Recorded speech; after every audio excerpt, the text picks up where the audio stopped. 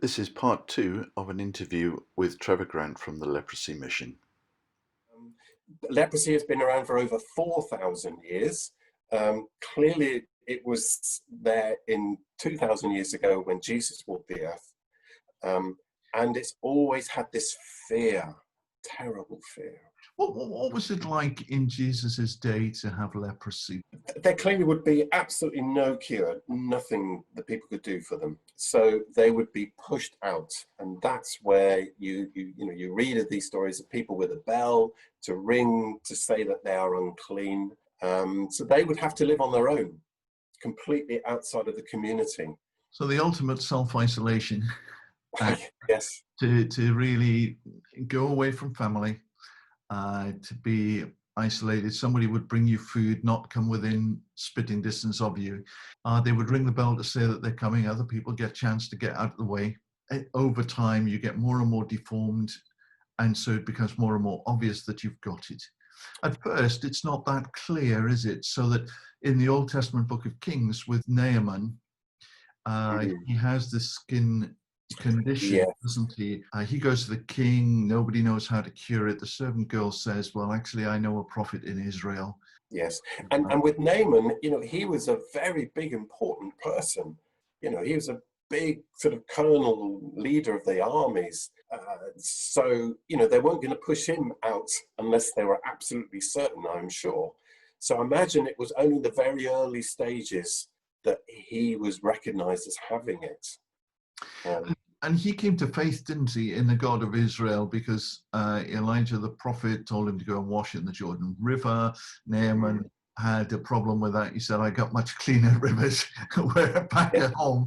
And it was really a test as to whether he would trust in God.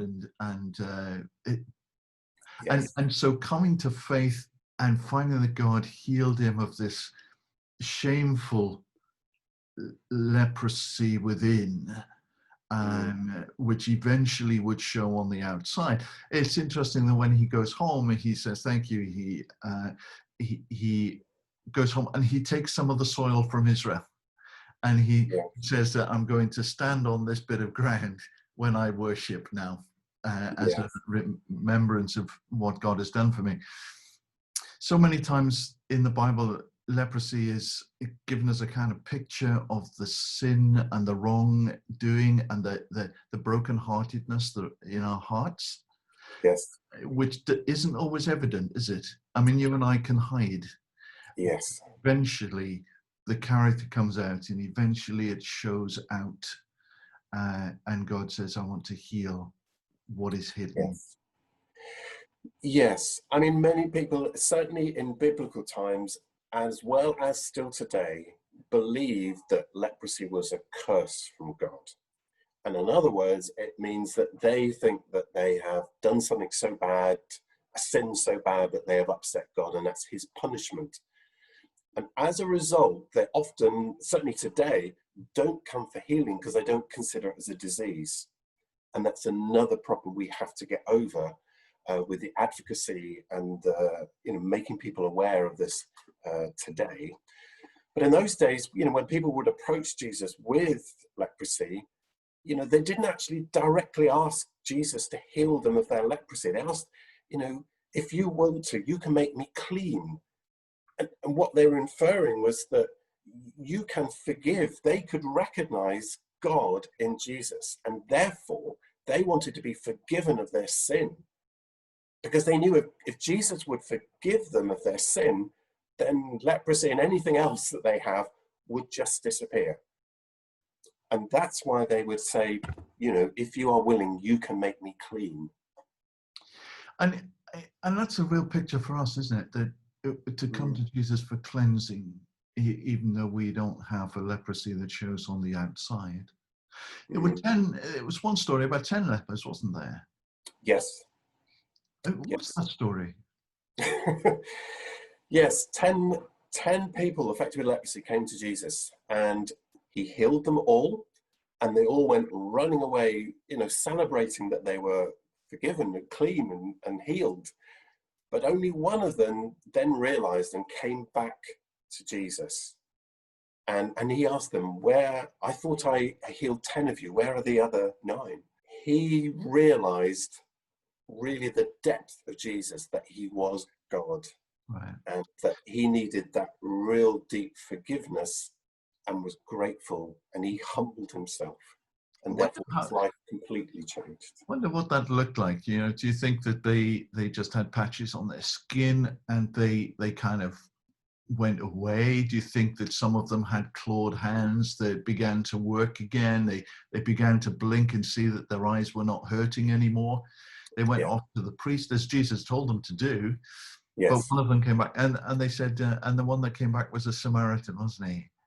Which I love, you know, the outsider, the man of a different race. Yeah. God's heart is for those that are seemingly the least in society, Yeah. those that are humbled the most.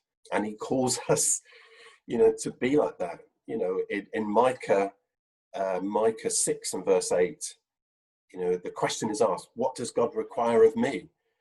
And that is to act justly, to love mercy, and walk humbly with your God. Yeah. That's So that's Micah, the Old Testament prophet from hundreds of years before Jesus. And that's yes. in the prayer that we use every Sunday in the communion. Yes. That, you know, at the end of the confession, that's what we say. We will seek to act justly, love mercy, and walk humbly with God. And Jesus went out of his way almost to touch the leper, didn't he? I mean, nobody else would touch the leper. No. And in reality, when you meet somebody affected with leprosy, they are so astonished that you will come close, that you will touch. I mean, you've got cultural things as well. You don't go up and shake a hand. But over that little bit of time, you can therefore put your arm around them and give them a hug. And so many times, tears will stream down their face. They have not felt that touch of humans because they are so rejected and feared. Yeah, do you think that, you know, with this COVID-19 stuff, where we have been self-isolating, where some people living on their own have not been touched or hugged for months, Yes. where they've gone to a funeral of a friend and not been able to comfort their mother or their brother, where they have not been able to join in a wedding. Do you think it's given us a little bit of insight of what it might be to be a person affected by leprosy? You know, just a touch, just to say, imagine that for your whole life, longing to be touched, longing for somebody to treat you like a human being again, rather than to run away or to call you names. And for Jesus to come along and to hold you and to touch you. Yes. And not be afraid of you. And in those days, there was this feeling that if you had the leprosy and I touched you, I would get your disease. Whereas with Jesus, it was, if I touch you, you will get my goodness. It's like, I'm afraid that your badness will come to me, whereas actually my goodness will come to you. Yes. And in that, there are so many pictures for us on the gospel, isn't there? For the homeless, for the needy, for other people who we're afraid of approaching, the drug addict, the person who lies all the time, the alcoholic. We don't know how to help them. And sometimes it's the touch of Jesus that does it. It is. And it's, you know, we are aware of these sort of physical disabilities or effects of disease like leprosy, but it is the mental issues behind it. They are far, far worse, far, far worse. To not experience that human love, the kindness, the touch. We are built and designed by God for that, to be loved and to give love as God is love. And to take that away is like a prison sentence in itself. So, you know, we are experiencing, or some of us maybe, just a tiny bit of what people affected with leprosy do all the time. One of the lovely things about the church at Sandy at St. Swithin's here is how over the years people in the town have contributed to the leprosy mission and the work. Yes. Basically the work of caring for the outcast and the poor. Been going on now 40 years and more. And over that time, quite a lot of money has been raised, hundreds of thousands of pounds, I think. Yes, yes, well over £350,000 from Wow. St Swithin's alone. Yeah, just this town, because I know it's people in the town as well as in the church. Yes, One or yes. two, maybe half a dozen people in the town, in the town and in the church in particular, have been key to that, and they've really formed a little group of people, and those watching know who they are. And it's been amazing. In the last few years, we've raised for various projects, and should we look at some pictures of the newest project that we've got? So what is this a picture of, Trevor? Where are we here? Okay, so here we are in Nigeria. It's a little settlement village called Chanchaga, and it's just about a few hours outside of the capital, Abuja, which is in the center of Nigeria. And this is our orthopedic workshop. To the right side of the picture, you can see sort of like where the entrance is to the main workshop. That's right around here. But the back on the left-hand side, you can see like a big gate that lets you into what is a new building that's gone up only within the last couple of years, and that is the guest house. And the guest house has been very, very special in allowing people to be able to come to get the healing and the prosthetics. Because for many poor people, they might know they could get a free prosthetic limb from the Leprosy Mission, but they can't afford to travel, and they can't afford to stay for a week or two whilst it's measured, fitted, and they're practiced. So they can stay there free of charge to enable the work to happen. And that's a huge step forward over recent years. So if we move on, here you can see 3 of the staff working on preparing one of these prosthetic limbs. I struggle so much, I'm going to have to call it just artificial. And if you look at the gentleman with the tape measure around his neck, he actually is a leprosy affected man himself, and he has a prosthetic leg as a result of having leprosy, and has turned it around and been trained and educated so that he is now helping others. And they build up from measuring the stump to getting the right measurements to match the leg so that it can walk evenly. So initially you see the metal bar right through the metal, but that's not as it's finally seen. So you can see that's it. The gentleman on the left is working on effectively a covering of that. And then after that casing, you see there where they put a kind of a skin around it. So it is entirely color-coded to match the skin of the patient.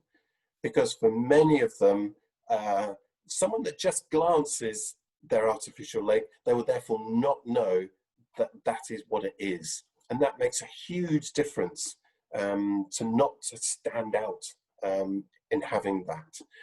And for many people, they would never even have seen an artificial limb in Nigeria, particularly.